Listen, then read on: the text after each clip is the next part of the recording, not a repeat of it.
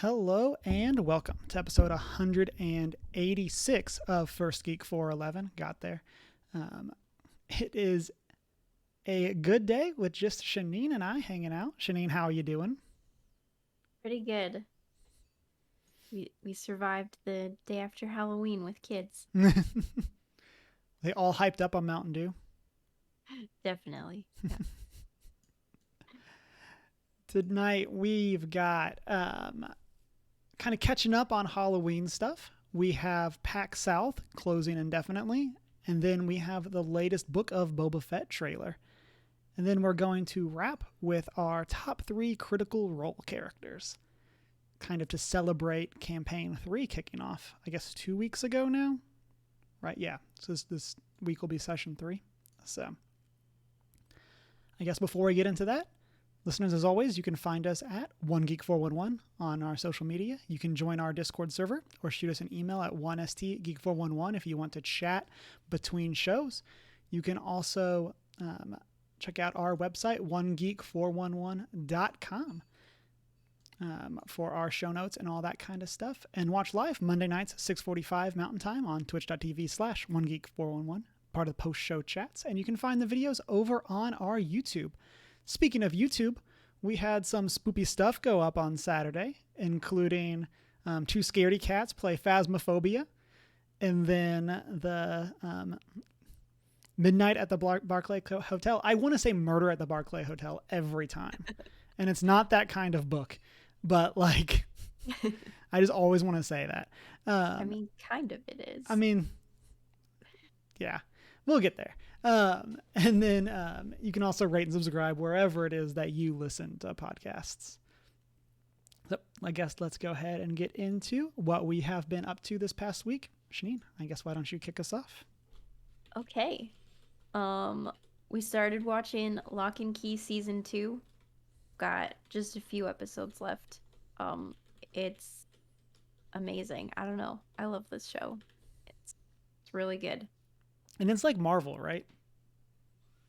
Or Marvel-y? No.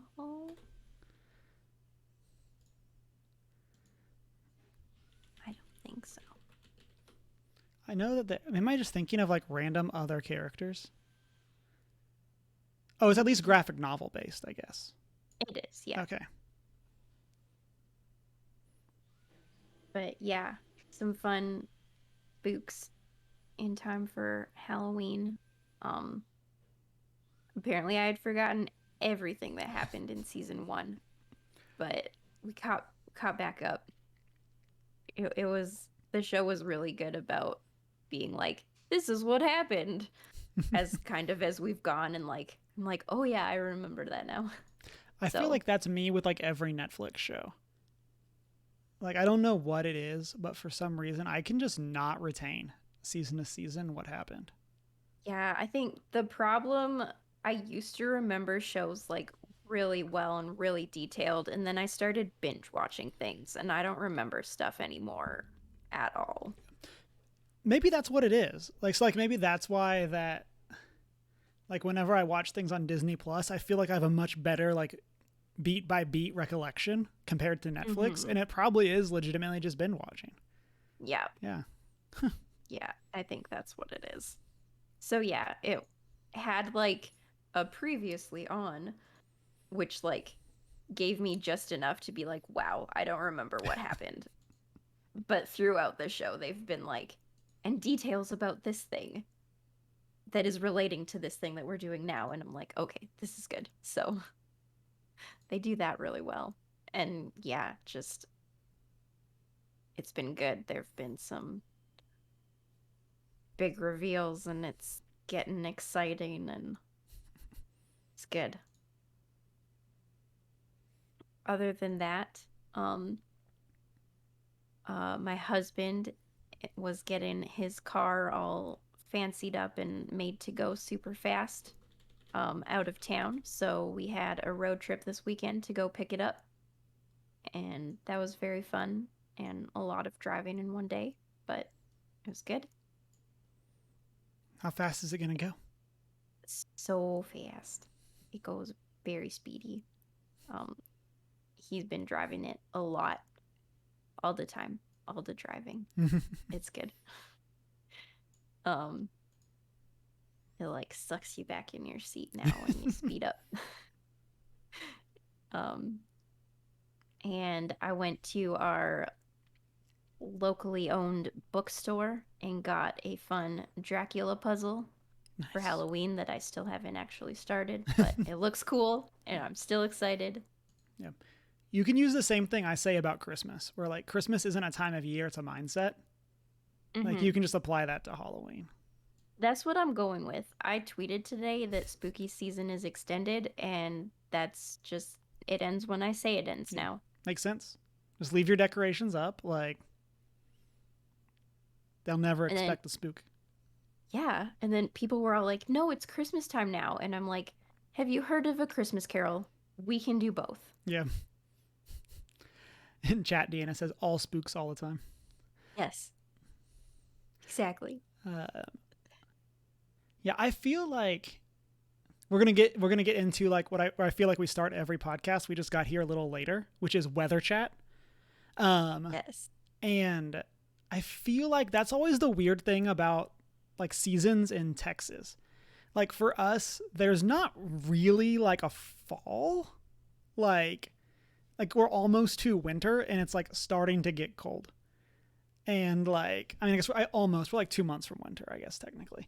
But like it's one of those where it's like is it really so like one of the things that always gets me with is all of the like ugly Christmas sweater stuff, but the problem here is it doesn't get cold enough to wear them until after Christmas. And so I feel like that's the same thing with people that when they want to jump from like it's Halloween, we're going straight to Christmas. It's like, well, how dare you? We have so much pumpkin pie time left. How dare you skip that? Yeah. I'm actually shocked we don't have any snow yet. It's kind of 50-50 on whether we have snow for Halloween. This year we didn't. So, Mm-hmm. um, kids actually got to like wear their costumes instead of like snowsuits over their costume. You do what you got to do. It was still a bit chilly, but some of them braved it without coats and stuff. Mm-hmm. And yeah, it was chilly enough for people to be like sitting outside to give away candy with like their little portable fire pits and stuff, but still no snow.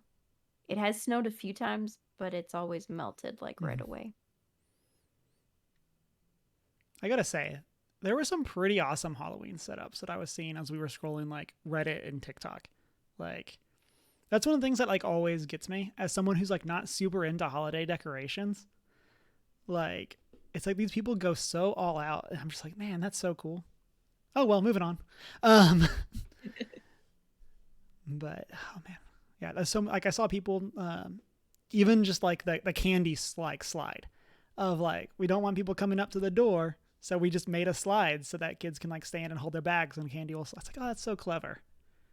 Yeah. Yeah. So, speaking of which, we did not hand out candy last night, but we drove around to look at all the decorated houses and stuff in our area and also like spy on the kids to see what they're Mm-hmm. dressing up as this year.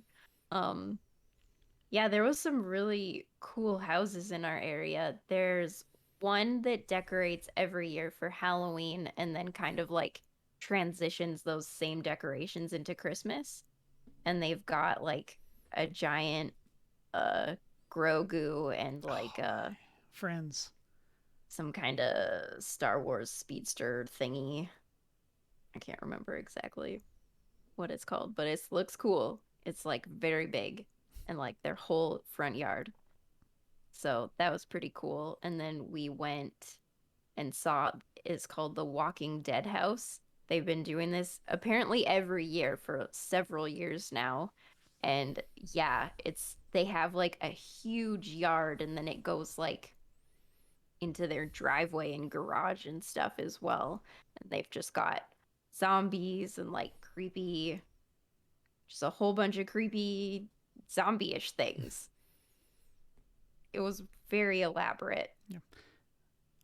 I saw a video of somebody like ordered like pizza on Halloween and forgot to deactivate the drop down spider for when kids walk up to the door, and it scared the delivery guy. And I was like, this is literally my nightmare. Like, I was like, this is the most like, nope. You're just not getting your pizza. Sorry. Taking that one for the team. Oh, man. Yeah, I don't. About not expecting it, it would not be okay. It's like, you ordered the pizza. I did not agree to this. Rude. Yeah. In chat, Deanna says Cameron is not ready for when we have a house one day. I feel like that's probably accurate. And Varoth, thanks for hanging out, says, I was chatting with friends in Texas last week and it was a 40 degrees Fahrenheit difference. Yeah. I feel like that's probably like if we took like where you are, Shanine, versus where I am, that's probably like, I feel like that's probably relatively normal. Yeah, at least. We're like barely above 0 right now, which is 0 is freezing. Yeah. And like I know Chris said it was like 18 for him this morning. And so, and I was like, I don't know what it was this morning, but it was way colder than 18. Yeah. And so I think today we're in like the 70s. So, I mean, that's at least 40 degrees. Yeah. Weather be crazy. Yeah. We don't even reach 10 degrees this week. I'm just happy to be in Texas, until our grid fails, but just Texas things. But oh man, listeners, let us know your holiday decoration plans. If you have cool pictures, post them in the Discord. Definitely want to see, so I can be jealous. For me, I watched a bunch of things this past week. I feel like that was kind of what happened, and I feel like when I say last week, I mean like the past 3 days is really what happened. So, so leading into it, I took a half day at work today. And so I was watching stuff all afternoon. So, Friday night, some of Deanna's girlfriends were all getting together to do a charcuterie board thing. And so the guys had to do something because all of our wives were getting together. And so we were all going to just like sit at home by ourselves. And so we went and saw Venom 2. Which was not as bad as expected. Like, have you seen it? Not yet. I think the movie's like saving grace is that it's only an hour and a half. Like, it's one of those where there's definitely some parts that I'm like, if this would have continued, this would have been really bad. But it was only an hour and a half. Like, it's one of those that's like, I could have seen there like just being stuff that's like an extra 20 minutes and the movie would have just felt extremely long. But for what it was like, you know what? Right when I was getting bored, we got to the final fight and then it was over. Like, Now, like, would I like recommend it over like, any MCU movie? Probably not. But here we are. And so, how does it compare to the first one for you? I, plot twist, have never seen the first one. So, which kind of just feeds my, like, if I don't see a movie in theater, I just never see it. Like, there's so many movies that I've gone to see in theater that I've really loved that, I just don't always have time for the other things. Like, this is why it took me so long to watch Shazam, which is really good. Probably the best DC movie. And I just never got there. Like, And it was one of those, like, for the first Venom, when it came out, it was like a bunch of people were just kind of down on it. And like the conversation wasn't around the need to go see it. So I just never did. Like, Like it's kind of I mean, HBO Max and stuff like that kind of changes stuff. Like when you can just watch it at home. But like, I mean, and Venom, I don't think was on that. But like, because like that was kind of the same thing that probably would have happened with like Wonder Woman 1984 had it not been free to watch at home. Or like, probably even would have happened with like the Snyder Cut. It's like if I couldn't have watched those for free, I probably would have just not seen them and just never ever watched them. Like, you know. Yep. I mean, there's a reason I haven't seen those two yet. Yeah. But you're missing when the Snyder Cut randomly becomes a musical. Is that a thing that happens? There is a person in the like canon who sings a song about Aquaman. Or to Aquaman. Like basically in like the fishing village, when Aquaman leaves, this person starts singing this like this song. Like it's like about him. And it's just like it's super jarring, and it's one of those that like I've kind of said this for Snyder Cut for a while. It's great, but it's obvious that this never would have been released like this. Or it's great in the sense that it's better than the other Justice League cut. And like, but yeah, it's like it's so obvious that you could never have released this movie. Like, there's a bunch of stuff that just is wait in chat. Deanna says, "Baby shark." But yeah, there's like so much stuff in that movie that you could just never put in a theater, and one of which is the random song that does nothing for the plot. And it's like, it's not like a 3-minute like musical number by any means, but it's just like this person singing for like a minute and a half. And it's just like, this is a choice. But other end of the movie spectrum, we went and saw Dune on Saturday. And it is super good. There's definitely stuff that I wish they would have done differently, especially as like a new fan who just finished the book for book club. Like, there was definitely some stuff that like I think they could have handled differently, but overall, beautiful movie, great cinematography, great soundtrack. Overall, it's pretty faithful to the book. And yeah, and a lot of the stuff that I don't even say didn't like, it's not that it was bad, but a lot of the stuff that they changed were things it's like, I get it, but that's kind of the part that I like. Or it's kind of like, it's one of those things where they kind of, this isn't really a spoiler, but like they don't talk about like Paul being a Mentat. Oh. Which like, that's one of the things that like we were talking about after the movie. It's like they kind of play up Paul being special because he's having these visions where like Paul is supposed to just be brilliant. And then on top of that is having the visions. And it's like, I kind of would have liked that, like getting to see that, but it is what it is. And then I have a more spoilery thing that they changed just in terms of like, it was one of my favorite scenes from the first third and they cut it out. But we can talk about that after you've seen the movie. Yeah, Deanna's been talking about like going back to rewatch it or watch on HBO Max, and like, like again, this is the reason I don't like, if I don't see movies in theater, I don't watch them. Is it's like, I feel like if I had to choose, I'd probably rather watch Dune again than any movie I haven't seen. Like it's one of those. Well, it's like, like, we got to do what you got to do. So, so Venom 2, it was okay. Dune, go see it. Can't recommend enough. And then for Halloween, we ended up staying in and we binged all of WandaVision. Because I would like to remind everyone that it was Agatha all along. Which was Deanna's pumpkin idea. And so, of course, naturally, we had to binge the whole season.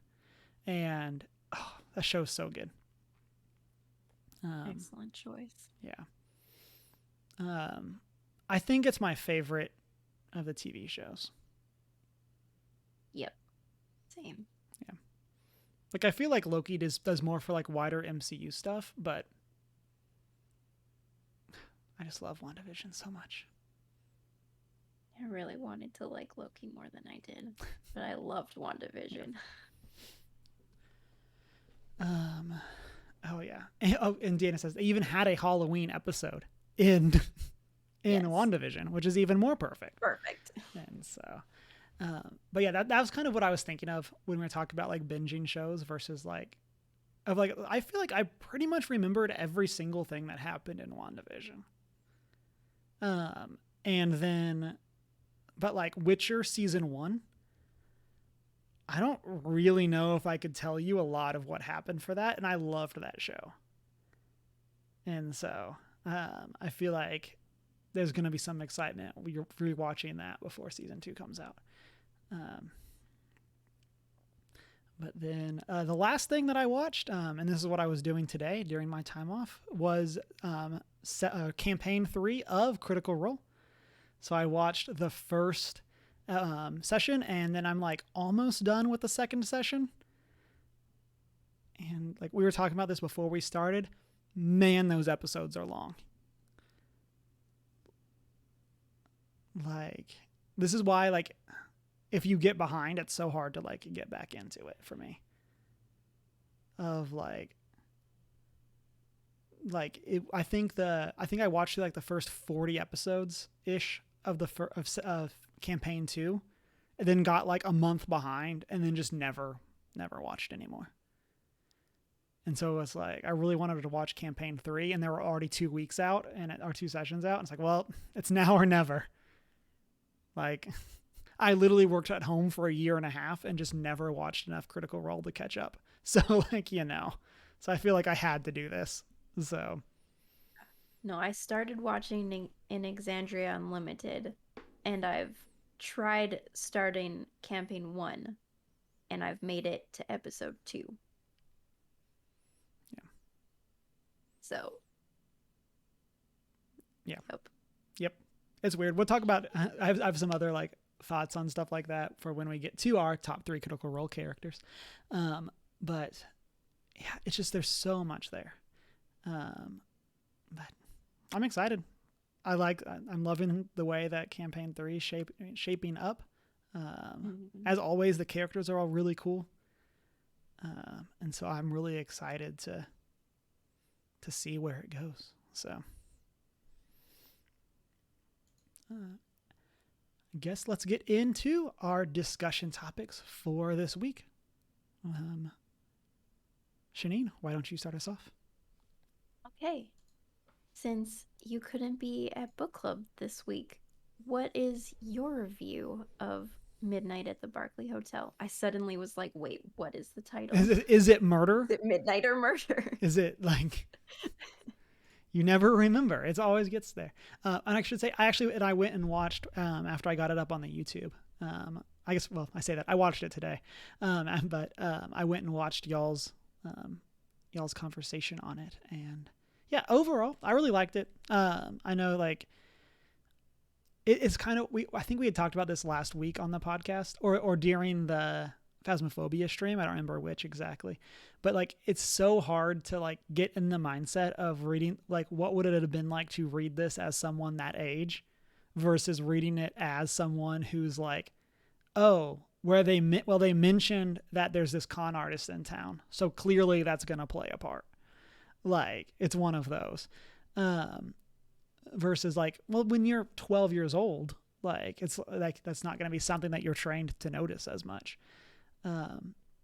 But I really enjoyed it. Like, my overall thought was I really would like to see her write something aimed at adults. Because I really liked like her setting that she created for the Barclay Hotel, kind of how she was able to like make that space feel real. I thought she did a great job at that. And so it's kind of one of those where I would really like to see her, write a mystery book more aimed at where she could be more subtle. I guess maybe that's what I'm trying to say. Whereas I felt like, especially for like the speed of the book, I know that was one, like y'all joked about like just reading the book for the summary. I feel like that was kind of the, like, I would like to see her take what's a 300, 400 page mystery look like? I think that that's something that I would really like to see from her, which I think is a good compliment for something like that, of like, I want to see her get to do more. Like, I know she has some other books, but yeah. Y'all mentioned it. My favorite secret is that the chef can't cook things, or can only cook like what they call kids food, but basically like simple foods like pancakes, waffles, burgers, stuff like that. And I was just like, my man, like, it's like, you're more than welcome anytime. Right. I'm trying to think if there's anything else. I liked the twists of ghosts being real. I feel like that was the twist that I didn't see coming, was that like they actually just like went and was like, yeah, like, and like, and this is one of the comments I had left. I really liked the twist that Emma is a ghost, but they didn't notice because they weren't looking. I kind of like that theme, I guess you could say, where like the answers are in front of you, but you just have to look for them.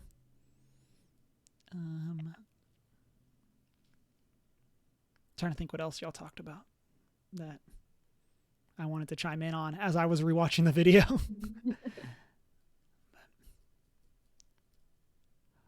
What did you think of, like, I know y'all hit on this, but what did you think of the reveal of who the murderer was? I don't know. I think it felt almost a bit forced. I didn't like, with everything being so obvious, I felt like there wasn't enough setup for it to be her. Like, we should have seen her character more throughout the story, maybe. Okay, 'cause that's 100% how I felt as well. And I wanted to make sure that I wasn't just like it was one of those where like, I really wish we would have gotten to see more of the non-kid characters. And I get that, like, I mean, you're writing towards your target audience, but like, it's one of those where honestly, I feel like anyone could have been the murderer, and I could have been like, well, yeah, obviously. Like, it's one of those where it was just like, it kind of felt like it was like, why I say that, it clearly wasn't the cowboy. But like, because they're like the big footprints in the snow, like, okay, like, we get you with the red hair, and he's been missing his shoes since the beginning. But like, other than that, like, I feel like you could have told me it was the librarian, I would have believed you. You could have told me it was the actress, I would have believed you. You could have told me that, like, honestly, it was JJ's mom, I would have believed you. Like, it's kind of just one of those things where I feel like there was not even that there wasn't enough evidence for it being the actress, but just that there was so little evidence that it could have been anyone. Yeah. That, like, and I think that's something that y'all had mentioned in y'all's book club, like in y'all's conversation on it. But, yeah. Yeah. Trying to think, is there any other thoughts? Would you stay at the Barclay Hotel? I mean, I want to say yes, but I mean, we can use this to segue into your next question. No, I would not stay at the Barclay Hotel. Yeah, as much as I want to say yes, the fact that this place is literally haunted, no, I'm good. All right. So, what is your preferred range of spookiness? Like, not. And so, I've said before, I'm a big fan of the like silly side of Halloween, more so than the scary side of Halloween. My like motto, like, recently has become all treat, no trick. Like, of like, you know what? Like, let's just see people in fun costumes, get some candy. Like I like that side of it. And it's not even necessarily that I dislike the prank side of Halloween. It's just the like, you know, I've just never liked jump scares, and here we are at like the season that is like all about jump scares. So it's like, yeah, no, I'm okay. The That being said, I feel like the weird thing is The Last of Us is my favorite video game franchise, and it's crazy spooky. But like, I love it. And it's like I feel like I don't like spooky things, except for The Last of Us. Like that's kind of the exception that proves the rule. So, what about you? I kind of love being scared. I don't know. I went through like a big horror movie phase with my friends, and we watched like kind of all of the big new horror movies and stuff. And I don't know, some of them got me real freaked out, and it was not okay. But then I still watched more. Yeah. Um, and like, I don't know, I like layers of fear and phasmophobia. I hate it. It's scary, but also I keep playing it. So In chat says, so Cam is Adam's Family Halloween. 100%. Yeah, that's a great way of saying it.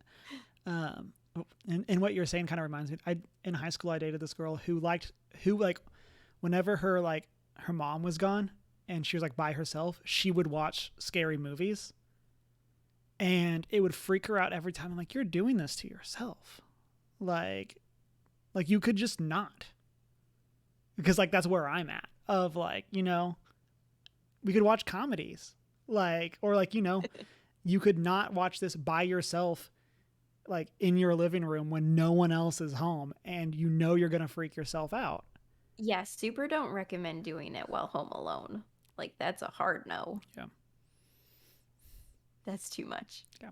Like That's where we draw the line. Yeah. I'm going to be honest. Like after we played Phasmophobia, I had like the dream where like doors are randomly opening and closing, and I'm just like, nope. Like we're good. I was like, that's enough of that from me.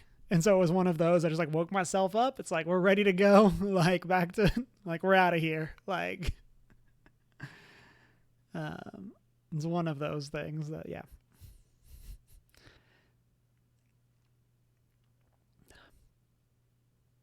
Good. Yeah. So have you watched any of the like long running, like Friday the 13th, Halloween, any of those, like Murder on Elm Street? No, I have not seen any of those classics. Like I guess the most classic one I've seen, I just watched The Shining like last week. Mm-hmm. Not scary at all. Oh, really? That one does not hold up well. Oh. It was like, I've read the book, so like I knew what was happening and stuff, but still I was like, it did not hold up at all. And yeah, like I haven't seen any Halloween or anything like that. I've seen like Sinister and Insidious, like those kind of franchises. They are terrifying. Definitely watch with friends. I feel like those franchises as a whole are things that like I don't know if I've ever actually known somebody that watches them or has like liked those franchise, like where it's like that's my franchise, like that kind of thing. Of like I know some people that like really like it, but like I don't know if I've ever like, and I guess maybe some people that like Friday the 13th. But honestly, like, I don't know if I've ever like met someone that was like, let me talk to you about the lore of the Halloween franchise. Like that kind of thing. In chat, Avoided Ice says, what about Grunge, Final Destination, or the Saw franchise? No. Haven't seen any of those. Wait, which one is Grudge? And am I confusing it with The Ring? See, that's also the problem, is that they're also... I'm only like semi-familiar. Yep. And then sometimes I confuse them. Yeah. So to the surprise of no one, I have seen none of those. I've seen a part of one of the Final Destination movies and noped out very quickly. And then I watched I think it was a Dr. Mike about like the injuries in Final Destination. And I think I watched like the first like 5 minutes of his video and was like, no, I'm good. Like, I like your stuff. You're super informative. This video is definitely not for me. So, and then, yeah, like I like psychological horror. But the problem that I have is I feel like a lot of movies went the direction of Saw versus Silence of the Lambs. Where like I really like Silence of the Lambs. Like it's probably up there with like one of my favorite movies that I've only seen once. But like it's one of those where like that's the type of horror that I like. But I think that horror is a lot harder to do. And so I feel like it's not as common as like the Saw style horror of like, this is scary because it's gross, because it's like putting people through these situations, that situation is scary and we're going to feel for them as they have to try to get out. And it's like, that's just not my thing. So. That's fair. And I looked it up. I have seen The Grudge.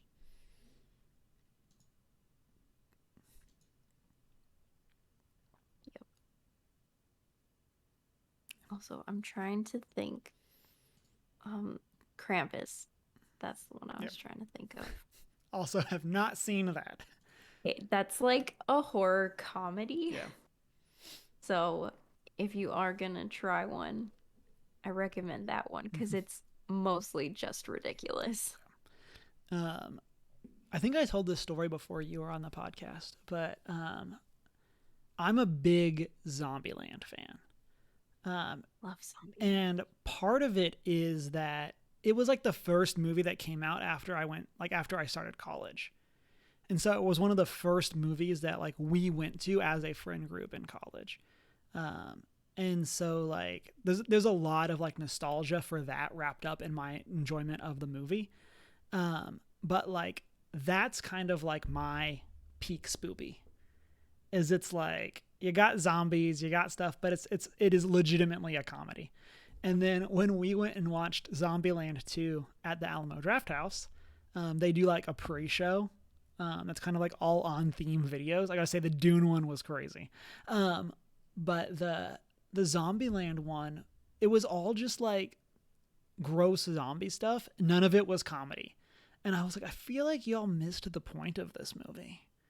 Like it's not really a zombie movie. Like it's a silly comedy that happens to have zombies in it.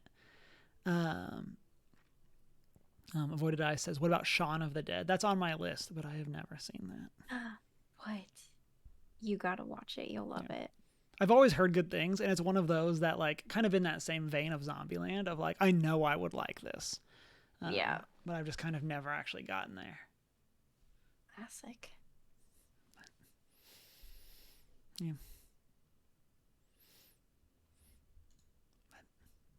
Listeners, let us know. What are your favorite spooky IPs? What's your level on the scale of trick to treat? What is your preferred Halloween level? And then I guess as a callback to like, I already kind of mentioned that if you have cool decorations, let us know. We want to see those. Or if you had a cool costume, things like that. I know we had some of that from our conversation last week, but for my side of the news, we got one kind of sad thing, one pretty exciting thing. And so the sad thing is that Reed Pop, who is the company that owns PAX, has announced that PAX South will be put on hold indefinitely. And so it's kind of one of those, it's almost like bittersweet, where like we went to PAX, I guess now 3 years ago. No, it would have been, it was 2019. Yeah.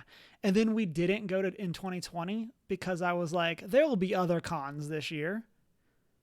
And then there weren't other cons that year.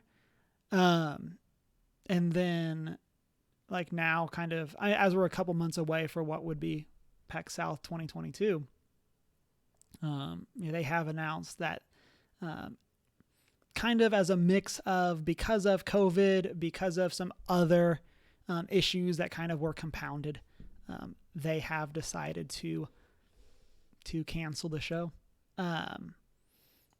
And so part of me is like super sad because it's a PAX that wasn't that far away from where I live. Then another part of me is like, but it wasn't that great of a PAX anyway. Like, it's one of those that, like, it came out, like, it was at such a weird time of the year where, like, because it's in, like, February. Which, you know, like, February in Texas is a pretty good time to hold a con, like, as far as things go. But, like, the problem was there were, like, no cool announcements ever in that time frame. So, like, you weren't really, like, demoing anything, like, video game wise. That Cam, Texas has no seasons, but Cam, it's also in February. And so, yeah, it's kind of like PAX East does really well because it's in like March, April. And so you have that release of games that are about to come out in that time frame as you get into like right before summer starts. And then similarly, PAX West works because you have all of your holiday games for that year. And so you're able to demo those. But PAX South was just kind of like, there's stuff here. It was cool. You get to hang out with people.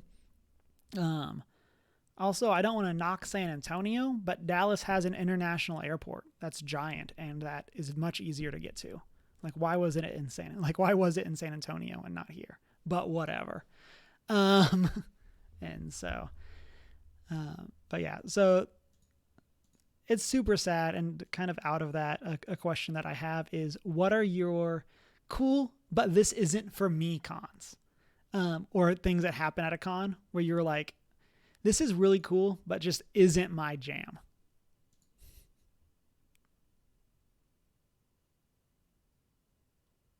That's a good question. I don't know. I feel like the cons I've been to are not as big of productions as other cons are. Like, we don't have a bunch of big announcements at our cons and stuff. We just have actors come. And that's kind of it. Which is good when it's actors that I'm interested in. And when they show up, shout out to the people that like have canceled all these. But obviously the past like year and a half is a little different, but yeah. No, even before this, like, we had Christopher Eccleston cancel, we had Alex Kingston cancel, like, it's a bummer when that happens. Yeah. I think for me, and maybe another way of saying this is like, what are like the con red flags? I feel like that's like the extreme bad end of it. So like, I think for me, it's like one of the like, I'm glad I didn't get a 2-day pass, is if I feel like I have to go to panels to have something to do. Like I feel like that's kind of one of my things of like, yeah, this con probably isn't for me if that's the case. Of like, not even that I want to buy a lot of stuff, but like if you don't have a lot of shops for me to walk around and look at, like, okay. That's kind of one of those. And then I feel like this is going to throw some serious shade at a specific con. But when you are a themed convention and you only have like the D-list celebrities of that theme, like that's another one of like, it's LeakyCon, which is a like Harry Potter fan convention. And it was in Dallas, like right after I moved back and like right before we got married. So we went to it and it was one of those that like, it was really cool, but it was just like one of those where it was like, they were doing panels with some actors who were in the movie. And it's like, you're in one of the movies for like 3 scenes. Like, it's like this, like, okay. like to each their own, obviously. But like it was just one of those, and it's also that like the other end of this is also the Cameron is obviously just jealous, which is factual. Of like if I was in 3 scenes of Harry Potter, I would literally talk about that all the time. But like here we are. And so like there's that side of it, and then I think kind of similar. Oh, I say that they did have some of the Fantastic Beast people there, so like that was pretty cool. But in terms of like the core Harry Potter movies, there wasn't anyone like crazy. And then I think, and again, this is kind of a obviously people's preference kind of thing. When like the appeal is the free play area, that's another one of those that I'm just like, I definitely want to just go over there and play some games, hang out with my friends. But like, if this is the thing that I'm here to do, I can do this at my LGS for free. And so that's another one for me.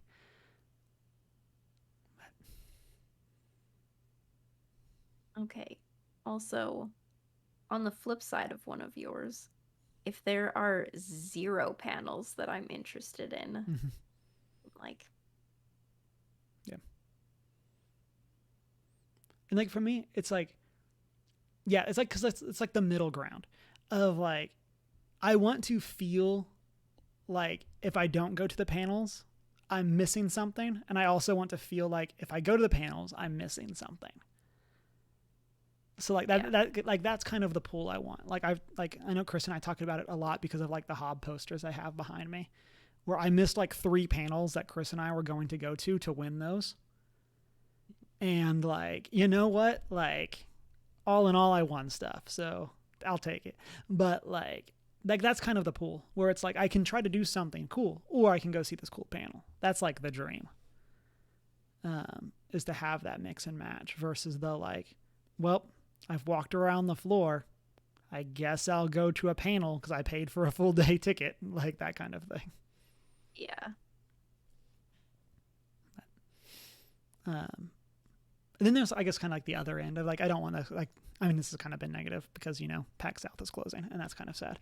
But like, I feel like there's also the other end of that, which is like cons that are starting. And it's like, man, I just want to be here. And it's like, things are a little slim, but I'm happy to help. Like one of those of like, there's a con, actually met Talsat, and it was their first year, and it was like right before COVID. And it was like, this is small, it's very lean, but like, hey, like we're here, we're a part of this, we're helping out, like that kind of thing. And so I feel like that's the other end of it, is like, it's like the bigger you are, the less like I'm willing to excuse things, like that kind of thing. Where it's like, if you're just starting off, you do what you got to do. Like, but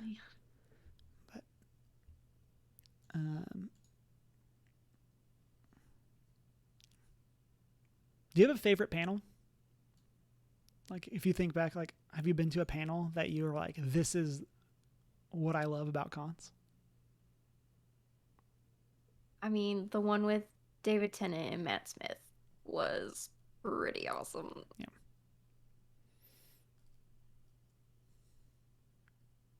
Yeah, it was good because we did have a lot of fan questions that weren't necessarily about Doctor Who, but about like the other stuff they've done. But then they still talked about Doctor Who a lot, so it was good. That was exciting. So I always like, yeah, the room was packed and it was great con energy. So I guess I have like 3 that I look back on as like, these were some of the coolest things. And one of them was the My Hero Academia voice actors doing like a live dubbing.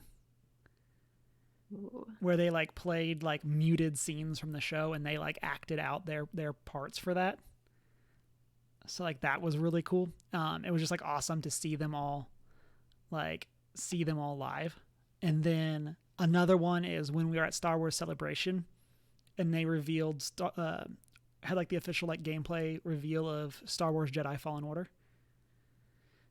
where like they'd posted like the teaser images, but like it was super cool to be there, be the first people to like see it, not meet, but like get to see the main actor, get to see the game director and stuff like that. And so like that was super cool.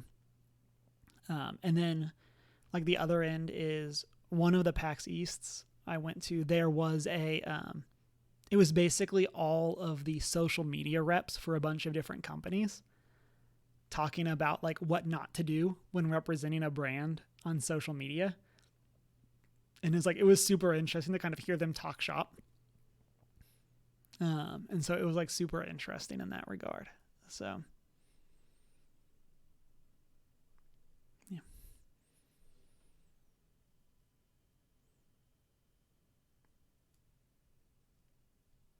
Like totally blanking on his name right now. Anyways, Samwise Gamgee had a really great panel as well.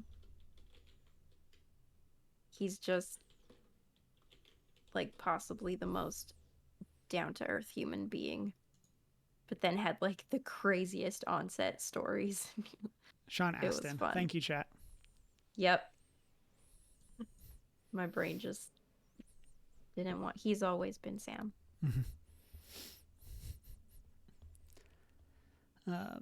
We have some great con stuff going on in chat, so we'll circle back to those for our post-show chat.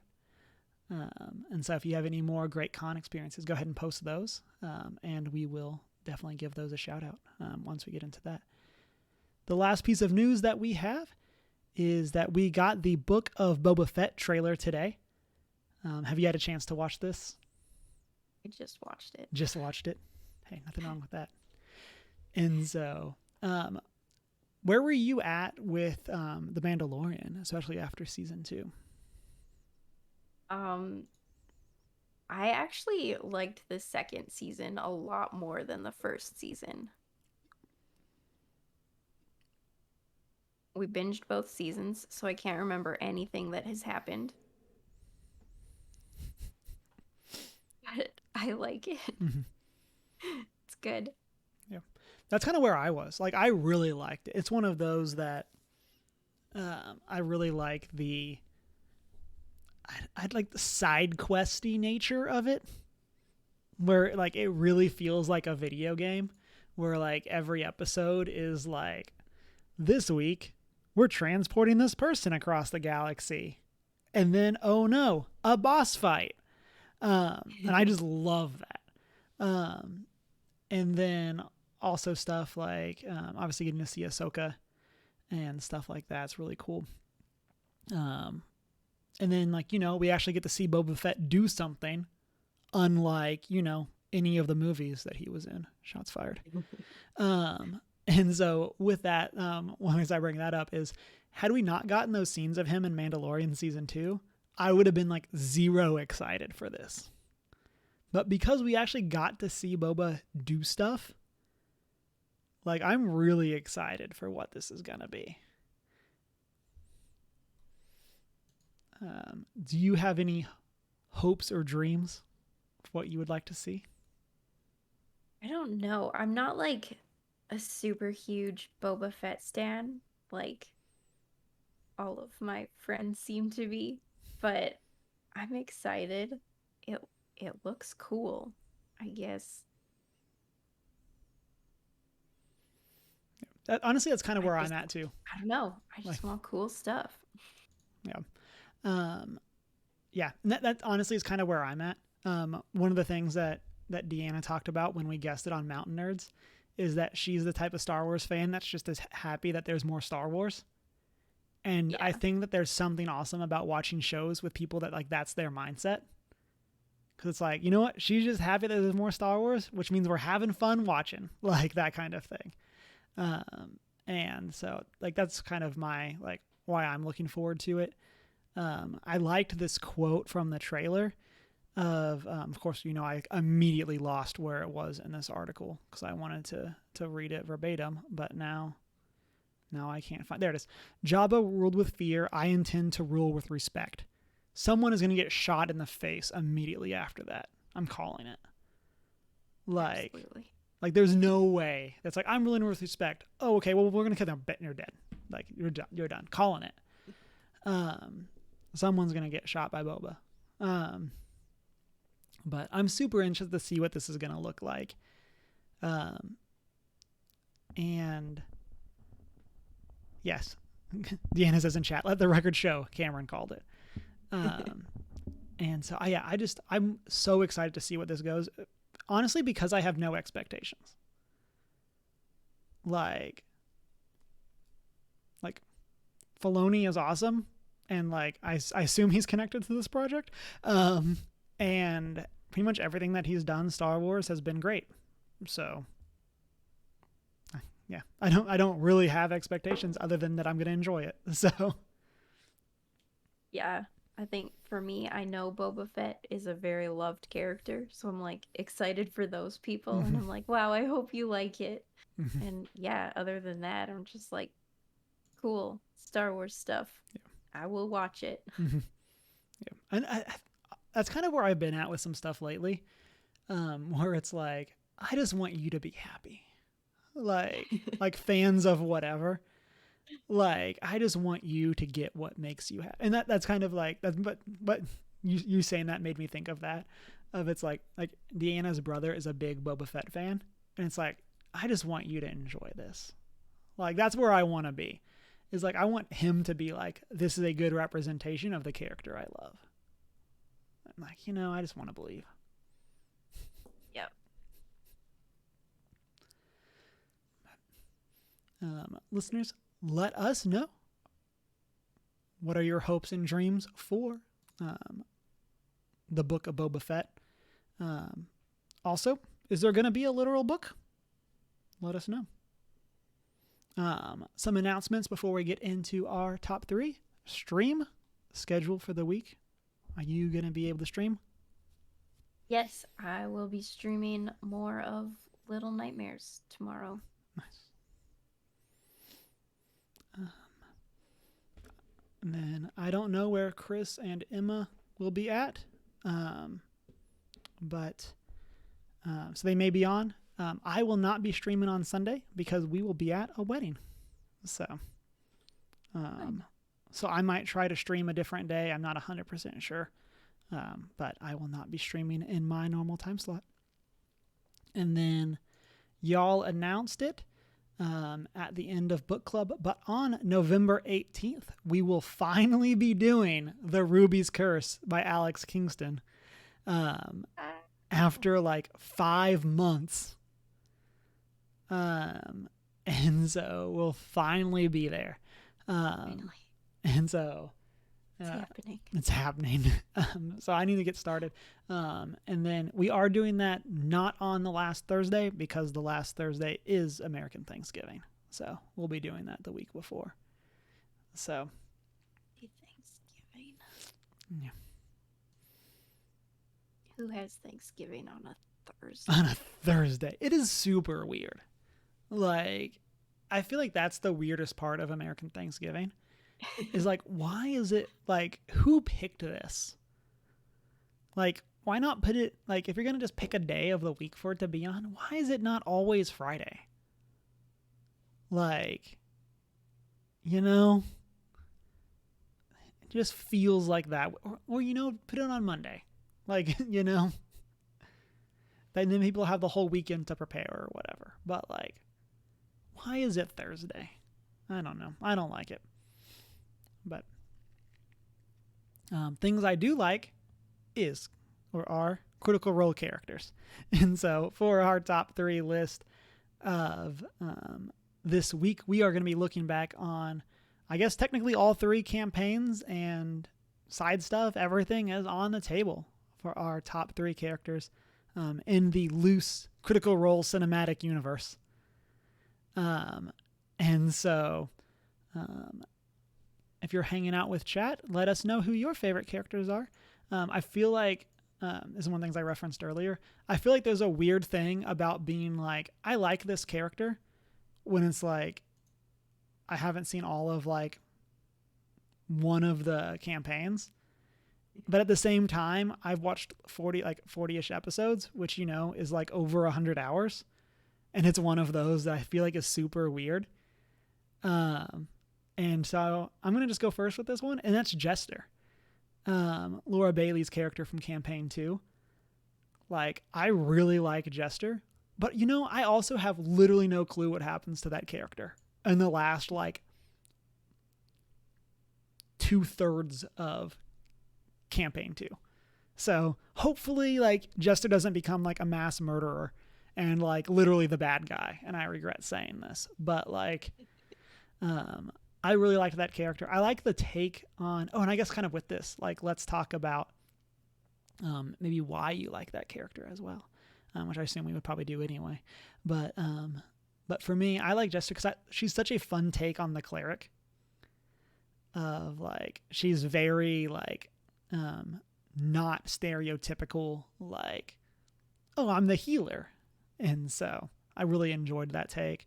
And obviously Laura Bailey is an amazing, like, actor and all of those things. And so she plays the character very well. Yeah. Today I saw Matt Mercer responded to a tweet of someone's kids cosplaying as Jester and Matt Mercer. Mm-hmm. It was adorable. That's great. That's part of what blows my mind about Critical Role. Like, not only is it something that, like, is this big, but it's also something that, like, kids would wear costumes for. Like, that kind of thing. Yeah. But yeah. Who's your first pick? Okay. I was like completely prepared for this question, and in another sense, completely not prepared. So I will preface this by saying I have seen Exandria Unlimited and the first episode and a half of Campaign 3, as well as the first episode and a half of Campaign 1. So I feel like I don't know the characters from Campaign 1 well enough to choose any of them. So I think so hard because I don't know them, but also I love them all. And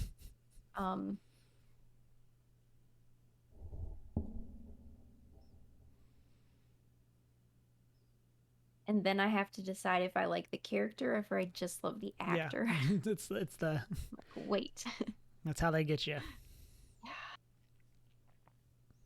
Okay, no, my first one just has to be Fern.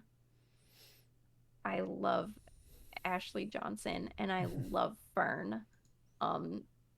They do, like, I don't know if they do this for all the campaigns, but for Exandria Unlimited, they did like character playlists on Spotify, and I listen to Fern's playlist like all of the time. And yeah, so Fern is a fawn druid and has a fire elemental monkey companion, and she's just very sweet and gentle, especially considering that she is a bit of a murder hobo.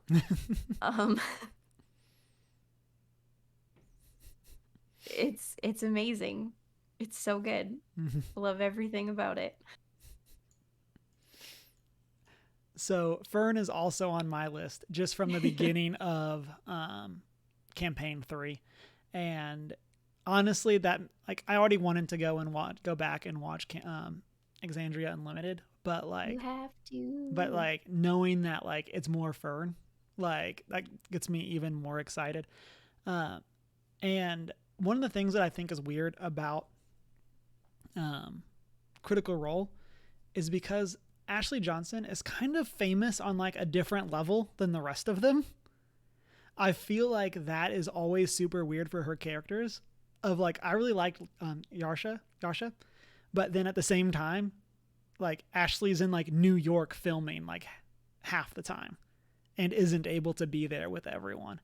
And so I feel like that's kind of the, like, almost like my fear for her, of it's like, Fern seems so cool, but I don't want you to like have to play this character over webcam all the time. Like, but oh man, I just want to believe.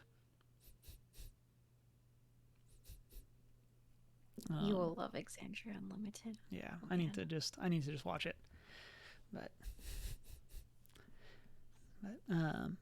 yeah, so that's my number 2. What about you? Okay, my number 2 is gonna be Opal. I also from Exandria Unlimited, I fell in love with Amy Carrero, and now I've just started watching like every show she's ever been in because she's amazing and I love her. But Opal was so good. Um, like without any spoilers for the campaign, I love her character arc.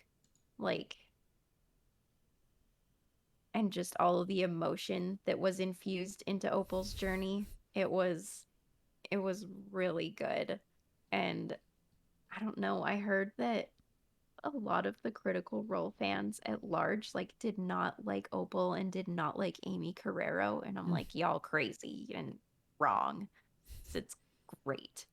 Um yeah, she's so good. I love that she's dressed in all pink and stabs people, and it's good. It's so good.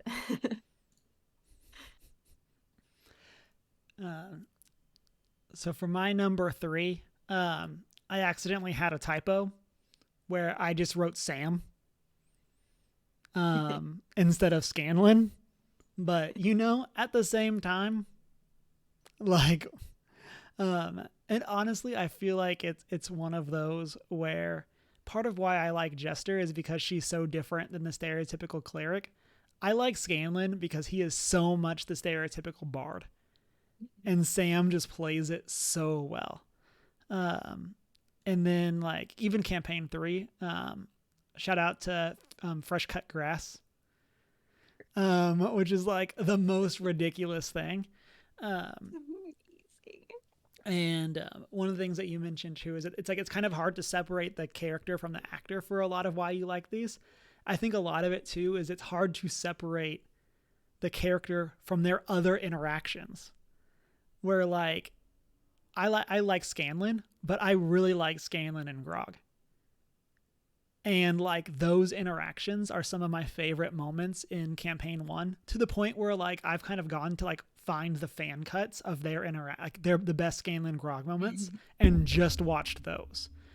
Like I just love everything about their relationship, and just kind of their like hijinks of like, again, like, because I feel like maybe this even like applies to the campaigns as a whole, where like I feel like campaign 1 is a lot of the characters playing the very very stereotypical that character, where like Scanlan is a very stereotypical bard, Pike is a very stereotypical paladin, like Grog is a very stereotypical barbarian, and they just play those characters so well, and yeah, I just really enjoy that. Then again, I think they kind of put that on their heads where a lot of the characters don't fall into those same molds, which is great once you get to the other campaigns. But oh man, Scanlan's so good. Not the type of friend I would want in real life, but the type that I would like to watch on TV. So, oh, Pike is a cleric, not a paladin. My bad.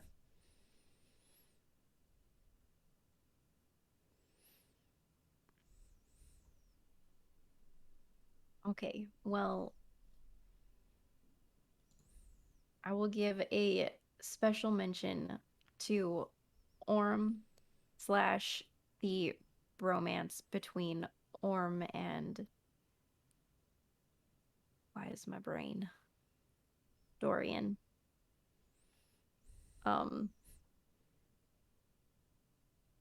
They're wonderful. I love how Liam plays Orm so seriously.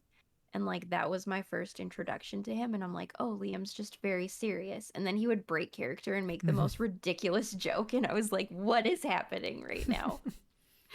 And yeah, just like all the interactions between Orm and Dorian are like You guys are so cute. Um, but I think for number 3, I'm going to pick.